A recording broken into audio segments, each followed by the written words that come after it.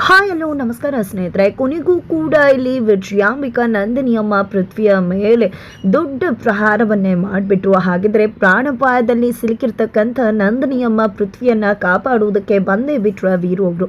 ವಿಜಯಾಂಬಿಕಾ ನಿಜ ಬಣ್ಣ ಏನು ಅನ್ನೋ ಸತ್ಯ ಗೊತ್ತಾಗೇ ಬಿಡುತ್ತೆ. ಏನಾಯ್ತು ಏನ್ ಕತೆ ಇದು ಎಲ್ಲವನ್ನ ಕೂಡ ತಿಳ್ಕೋಬೇಕು ಅಂದ್ರೆ ಈಗಲೇ ನಮ್ಮ ಈ ಚಾನಲ್ನ ಸಬ್ಸ್ಕ್ರೈಬ್ ಮಾಡಿ, ಹಾಗೆ ಒಂದು ವಿಡಿಯೋವನ್ನ ಪೂರ್ತಿಯಾಗಿ ನೋಡೋದನ್ನ ಯಾವುದೇ ಕಾರಣಕ್ಕೂ ಕೂಡ ಮರಿಬೇಡಿ.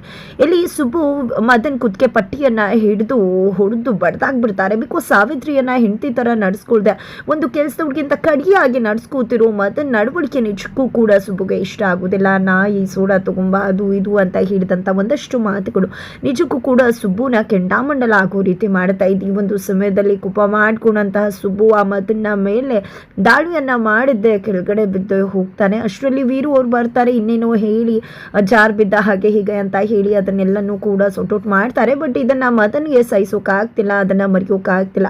ಪದೇ ಪದೇ ಪದೇ ಪದೇ ಅದನ್ನ ನೆನಪು ಮಾಡ್ಕೊತಿದ್ದಾರೆ ಮದನ್. ಜೊತೆಗೆ ಇಲ್ಲಿ ಸಾವಿತ್ರಿ ಕಾಫಿ ತಗೊಂಡ್ ಬಂದ್ರೆ, ಏನ್ ಸಾವಿತ್ರಿ ಕಾಫಿ ತಗೊಂಡ್ ಬಂದಿದ್ಯಾ, ಕಾಫಿನ ಇದ್ರಲ್ಲಿ ಮಿಕ್ಸ್ ಮಾಡ್ಕೊಂಡು ಕುಡಿಯೋಕ್ಕಾಗತ್ತಾ, ಬಾ ನೀನು ಕುಡಿ ಅಂತ ಹೇಳಿ ಕುಡ್ಸೋಕೆ ಮುಂದಾಗ್ತಿದ್ದಾರೆ. ಸಾವಿತ್ರಿ ಬೇಡ ಬೇಡ ಅಂತ ಹೇಳಿದ್ರು ಕೇಳ್ತಾ ಇಲ್ಲ.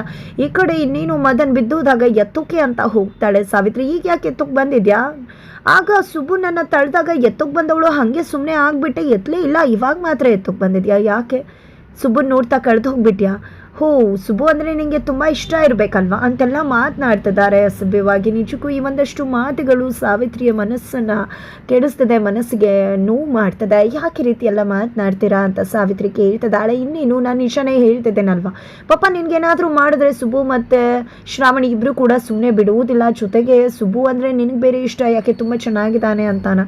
ಹೌದು ನೀನು ಯಾತಕ್ಕೆ, ನಿನ್ನ ಕಂಡ್ರೆ ನನಗೆ ಇಷ್ಟ ಇಲ್ಲ, ಆದರೂ ಕೂಡ ನೀನು ಇಷ್ಟು ಚಂದ ರೆಡಿ ಆಗ್ತೀಯ, ಯಾಕೆ ರೆಡಿ ಆಗ್ತೀಯ ಸುಬ್ಬು, ಪ್ರತಿದಿನ ಈ ಒಂದು ಮನೆಗೆ ಬರ್ತಾನೆ ಅಂತಾನ ಈ ರೀತಿ ರೆಡಿ ಆಗೋದು ನೀನು ಅಂತ ಮದನ್ ಮಾತನಾಡ್ದಾಗ ಮಾತುಗಳನ್ನ ಕೇಳಿಸ್ಕೊಳಕ್ಕಾಗೋದಿಲ್ಲ ಸಾವಿತ್ರಿಗೆ. ದಯವಿಟ್ಟು ಯಾಕೆ ರೀತಿ ಎಲ್ಲ ಮಾತನಾಡ್ತಿದ್ರ ಅಂತ ಇನ್ನೇಗೆ ಮಾತಾಡಬೇಕು, ನನ್ನ ಬದುಕಲ್ಲಿ ಹೇಗೋ ಆರಾಮಾಗಿ ಚೆನ್ನಾಗಿರ್ತಿದ್ದೆ, ಅದನ್ನು ಬಿಟ್ಟು ನಿನಗೆ ನಾನೇ ಬೇಕು ಅಂತ ಹೇಳಿ ಬಂದು ಕಟ್ಕೊಂಡ್ಯಲ್ಲ, ಇನ್ನೇನು ಮಾಡಿ ನನ್ನ ಬದುಕನ್ನೇ ಸರ್ವನಾಶ ಮಾಡಿಬಿಟ್ಟೆ. ನಿನ್ನ ಮದುವೆ ಆಗಿಲ್ಲ ಅಂದರೆ ಇಷ್ಟೊತ್ತಿಗೆ ನಾನು ಬಿಂದಾಸಾಗಿ ಮಿನಿಸ್ಟ್ರು ಮಗಳನ್ನ ಮದುವೆ ಆಗಿ ಆರಾಮಾಗಿ ಲೈಫಲ್ಲಿ ಸೆಟಲ್ ಆಗ್ತದೆ, ನಿನ್ನಂಥವಳಿಂದ ನನ್ನ ಬದುಕೆ ಇವತ್ತು ಬರ್ಬಾದ್ ಆಗೋಗಿದೆ ಅಂತ ಹೇಳಿ ಇಲ್ಲಿ ಮದನ್ ಸಾವಿತ್ರಿನ ಬೈದು ರೊಚ್ಚಿಗೆದ್ದು ಅಲ್ಲಿಂದ ಹೋಗ್ತಾರೆ.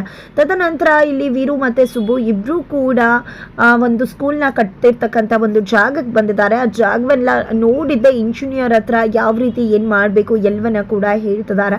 ಅವರು ಕೂಡ ಒಂದು ಪ್ಲ್ಯಾನನ್ನು ತೊಗೊಂಡು ಬಂದಿದ್ದಾರೆ, ಪ್ಲ್ಯಾನನ್ನು ಹೇಳ್ತಾರೆ. ಜೊತೆಗೆ ಪ್ಲೇ ಗ್ರೌಂಡ್ ಅಂತೂ ತುಂಬ ದೊಡ್ಡದಾಗಿರಬೇಕು ಮಕ್ಕಳು ಆಟ ಆಡೋದಕ್ಕೆ ಅಂತ ಹೇಳ್ತಾರೆ. ಜೊತೆಗೆ ಪೇರೆಂಟ್ ಟೀಚರ್ಸ್ ಮೀಟಿಂಗ್ ಆಗಬೇಕಾದ್ರೆ ತುಂಬ ದೊಡ್ಡದಾಗಿರಬೇಕು ಹಾಲು, ಬೇರೆ ಸ್ಕೂಲಲ್ಲೆಲ್ಲ ಚಿಕ್ಕದಾಗಿರುತ್ತೆ, ಒಬ್ಬರು ಹೋದ ನಂತರ ಮತ್ತೊಬ್ಬರು ಹುಟ್ಟೋಗ್ಬೇಕು ಅಂತ ಹೇಳ್ತಾರೆ.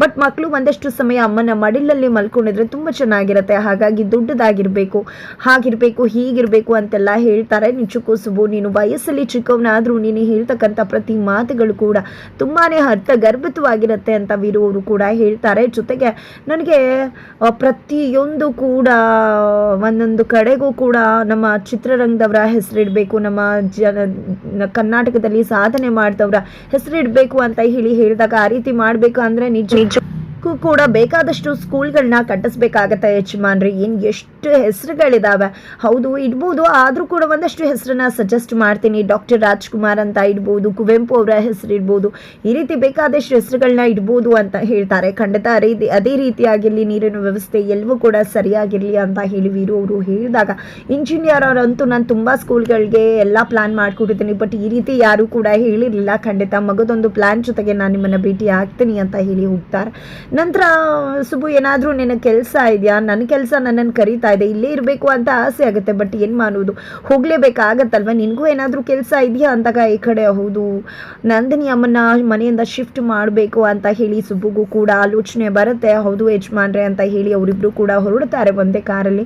ತದನಂತರ ಈ ಕಡೆ ವಿಜಯಾಂಬಿಕಾ ರೌಡಿಗಳ ಜೊತೆ ರೋಡಲ್ಲಿ ನಂದಿನಿ ಅಮ್ಮ ಮತ್ತು ಪೃಥ್ವಿ ಅವರ ಫೋಟೋ ತೋರಿಸಿ ಇವ್ರ ನೋಡಿದ್ರಾ ಅಂತ ಕೇಳ್ತಿದಾರ. ನಂದಿನಿ ಅಮ್ಮನೇ ಒಂದು ಗಾಡಿಯಲ್ಲಿ ಹೋಗ್ಬೇಕಿದ್ರೆ ಅವ್ರ ಅವ್ರನ್ನೇ ವಿಜಯಾಂಬಿಕಾ ಪ್ರಶ್ನೆ ಮಾಡ್ತಾರೆ. ಕಣ್ಗಳು ಕಾಣಿಸ್ತಿರುತ್ತೆ, ಮಾಸ್ಕ್ ಹಾಕಿರ್ತಾರೆ, ಆದ್ರೂ ಕೂಡ ಗಮನಿಸೋಕೆ ಸಾಧ್ಯ ಆಗೋದಿಲ್ಲ ವಿಜಯಾಂಬಿಕಾಗೆ.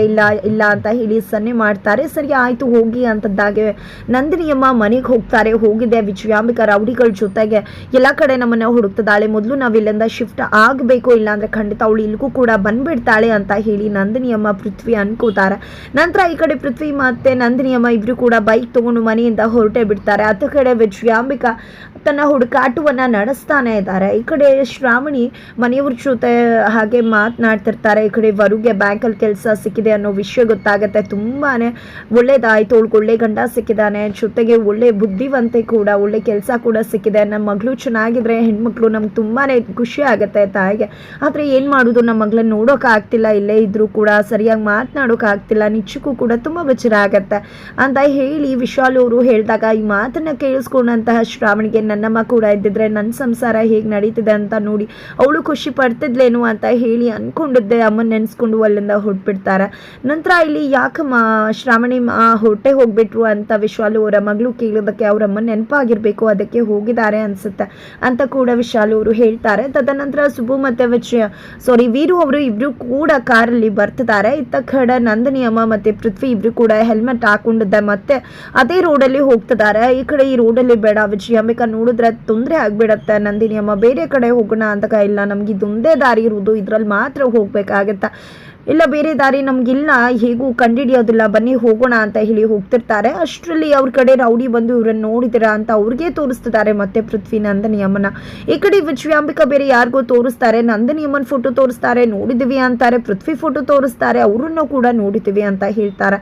ಆಗ ನಂದಿನಿ ಅಮ್ಮ ಹೌದಾ ನಮ್ಮನ್ನ ಅವ್ರ ಮನೆಗೆ ಕರ್ಕೊಂಡು ಹೋಗ್ತೀರಾ ಅಂದಾಗ ನೀವ್ ಯಾರು ಅಂತ ಕೇಳಿದಾಗ ನಾವು ಅವ್ರಿಗೆ ತುಂಬಾ ಬೇಕಾದ ಮಂದಿ, ಅವ್ರನ್ನ ಯಾವುದೋ ಒಂದು ಫಂಕ್ಷನ್ಗೆ ಇನ್ವೈಟ್ ಮಾಡ್ಬೇಕಿತ್ತು, ಅದಕ್ಕೋಸ್ಕರನೇ ಅಂತ ಹೇಳಿದಾಗ ಸರಿ ಆಯ್ತು ಬನ್ನಿ ತೋರಿಸ್ತೀನಿ ಅಂತ ಹೇಳ್ತಾರೆ. ಈ ಕಡೆ ನಂದಿನಿ ಅಮ್ಮನ ಹತ್ರ ಇರ್ತಕ್ಕಂಥ ರೌಡಿಯನ್ನ ವಿಜಯಾಂಬಿಕಾ ಅವರು ನಾನು ಆಲ್ರೆಡಿ ಅವ್ರನ್ನ ಕೇಳಿದ್ದಾಯ್ತು, ಅವ್ರಿಗೆ ಗೊತ್ತಿಲ್ಲ ಮತ್ತೆ ಇಲ್ಲಿ ಗೊತ್ತಿದ್ದಾರೆ ಬನ್ನಿ ಅಂತ ಹೇಳಿ ಕರೀತಾರೆ.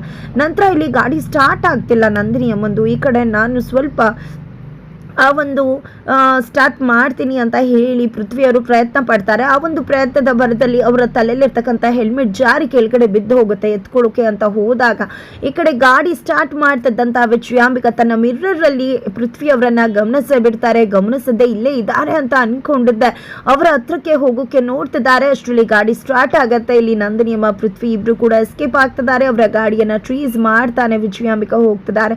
ಕೊನೆಗೂ ವಾಪಸ್ ಮನೆಗೆ ಹೋಗಿ ತಮ್ಮನ್ನ ತಾವು ಬಚ್ಚಿಟ್ಕೊಳ್ಳೋ ಪ್ರಯತ್ನಕ್ಕೆ ಮುಂದಾಗ್ತಾರೆ ನಂದಿನಿ ಅಮ್ಮ ಪೃಥ್ವಿ. ಇದನ್ನ ಗಮನಿಸಿದಂತ ವಿಜಯಾಂಬಿಕಾ ಬೆಂಕಿ ಹಚ್ಚರು ಅಂತ ಹೇಳಿ ಮನೆಗೆ ಬೆಂಕಿ ಹಚ್ಚೇ ಬಿಡ್ತಾರೆ. ಹೊರಗಡೆ ಬರೋಕಾಗ್ದ ಅಲ್ಲೇ ಕುಸಿದು ಹೋಗ್ತಾರೆ ನಂದಿನಿ ಅಮ್ಮ ಪೃಥ್ವಿ. ಇದರ ನಡುವೆ ಸುಬ್ಬು ಮತ್ತೆ ವೀರು ಅವರು ಅದೇ ದಾರಿಯಲ್ಲಿ ಹೋಗ್ತಿರ್ತಾರೆ. ಈ ಸುಬ್ಬು ಅಲ್ಲಿ ಬೆಂಕಿ ಹತ್ಕೊಂಡಿದೆ ಬಾ ಅಂತ ಹೇಳಿ ಬೆಂಕಿಯನ್ನ ನಂದಿಸೋ ಪ್ರಯತ್ನಕ್ಕೆ ಮುಂದಾಗ್ತಾರೆ. ಅಲ್ಲಿ ಹೊರಗಡೆ ಬರೋ ಪ್ರಯತ್ನದಲ್ಲಿದ್ದಂತಹ ಪೃಥ್ವಿ ಅವರನ್ನ ನೋಡಿ ಕರ್ಕೊಂಡು ಬರ್ತಾರೆ ಹೊರಗಡೆ. ಪೃಥ್ವಿ ನೀನ ಎದೇಳು ಅಂತ ಹೇಳಿ ಎಬ್ಸೋಕೆ ಟ್ರೈ ಮಾಡ್ತಿದ್ದಾರೆ, ನೀರನ್ನ ಹಾಕ್ತಿದ್ದಾರೆ. ಕೊನೆಗೂ ಪೃಥ್ವಿ ಅವ್ರಿಗೆ ಎಚ್ಚರ ಆಗತ್ತೆ, ವೀರು ನೀನ್ ಸಿಕ್ಬಿಟ್ಯಾ, ನಿನ್ನ ಹತ್ರ ಒಂದು ಸತ್ಯ ಹೇಳಬೇಕು, ಶ್ರಾವಣಿ ನಿನ್ನ ಮಗಳೇ ಅಂತ ಹೇಳಿ ಸತ್ಯವನ್ನ ಹೇಳುವುದಕ್ಕೆ ಪೃಥ್ವಿ ಅವರು ಮುಂದಾಗಿದ್ದಾರೆ. ಹಾಗಿದ್ರೆ ಸತ್ಯ ಹೇಳು ಬರದಲ್ಲಿ ಇನ್ನೇನು ಸತ್ಯ ಹೇಳಬೇಕು ಅನ್ನೋದ್ರ ಒಳಗಡೆ ಪೃಥ್ವಿ ಅವರು ಕೊನೆ ಉಸಿರನ್ನ ಇಳದೆ ಬಿಡ್ತಾರ. ಮನೆ ಒಳಗಡೆ ಇದ್ದಂತ ನಂದಿನಿ ಅಮ್ಮನ ಗಂಡ ವೀರು ಅವರೇ ಬಂದು ಕಾಪಾಡಿ ಅವರನ್ನ ಹಾಸ್ಪಿಟಲ್ಗೆ ಸೇರಿಸ್ತಾರ. ಇತ್ತ ಕಡೆ ವಿಜಯಾಂಬಿಕಾ ಕೂಡ ಅಲ್ಲೇ ಇದ್ದಾರೆ. ವಿಜಯಾಂಬಿಕಾನೇ ಇಷ್ಟೆಲ್ಲ ಮಾಡಿದ್ದು ಅನ್ನೋ ಸತ್ಯ ವೀರುಗೆ ಗೊತ್ತಾಗಿ ಬಿಡತ್ತೆ. ಏನಾಗುತ್ತೆ ಮುಂದಿನ ವಿಡಿಯೋ ನೋಡಿ.